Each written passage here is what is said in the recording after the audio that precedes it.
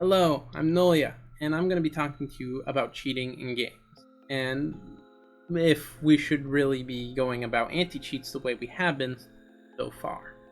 Cheating in games is kind of an issue, right? There's a constant arms race between anti-cheats and cheats, and anti-cheats have started to become problematic, where they've been actually slowing down the performance of the game and ruining the actual game experience versus if it was never even there. Cheating, on the other hand, ruins a game experience if you never do anything about it, because as Valve has proven with Team Fortress 2, the bot crisis has actually made casual TF2 almost impossible to play. Thankfully, however, there is some options that I think can kind of fix the cheats versus anti-cheats arms race in the anti-cheats favor for almost perpetual. One of the solutions I think I like a lot is in-lobby voting.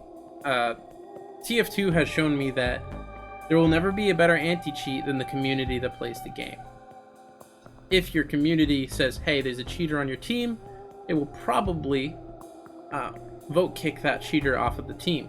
I've seen that happen a lot.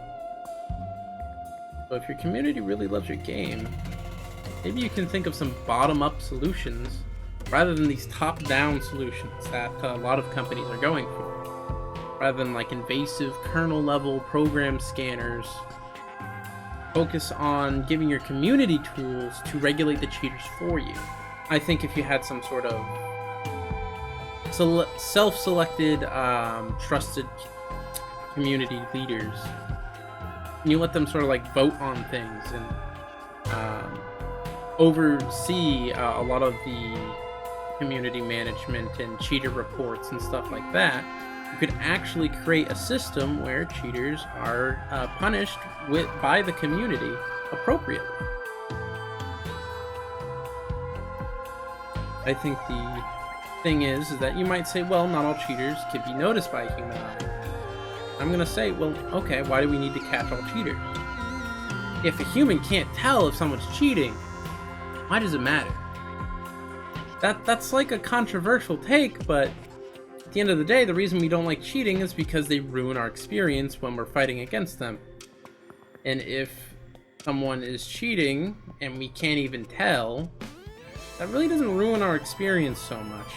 Even if we learn after the fact that they were cheating, it's more of like, oh my god, I can't believe they were cheating, and less of a, oh wow, I lost all of those matches because they were cheating.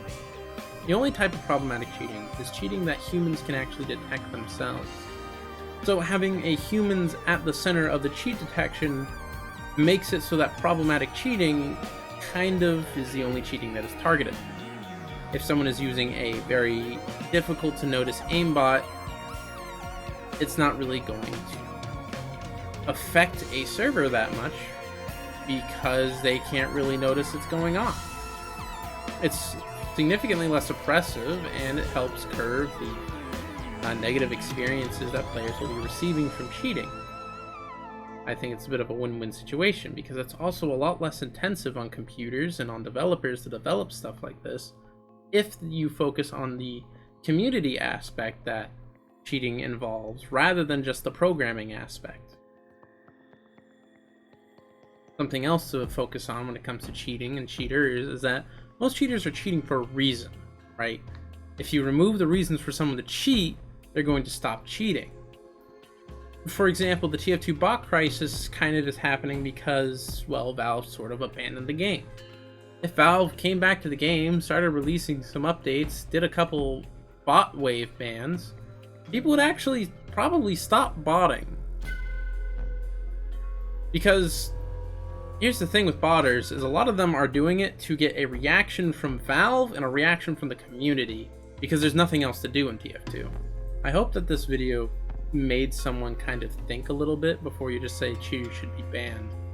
Because when it comes to doing anti-cheat, you're going to catch innocent people in the crossfire sometimes, and that doesn't sound like a big deal until you're on the forums begging a developer to be unbanned because you happen to run a cheat for a single player game or some sort of mod that helps you with your color blindness or your dyslexia.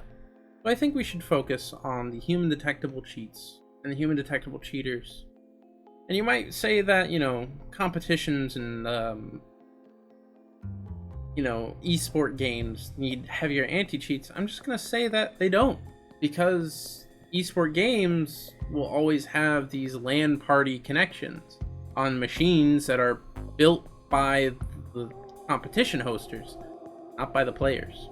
As such, they're able to monitor the machines much more closely than any anti-cheat would ever be able to do. And they guarantee a fair and balanced competition, not by having very invasive anti-cheat, but just by having managed machines for the competition.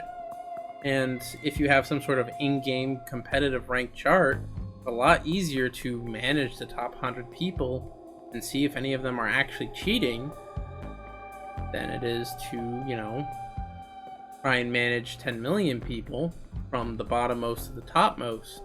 And what should the consequence of cheating be? Well, I never think anything should be permanent. I think there should always be temporary bans, or you're moved to cheater suspected servers, where you're going to play with other cheaters rather than just being banned.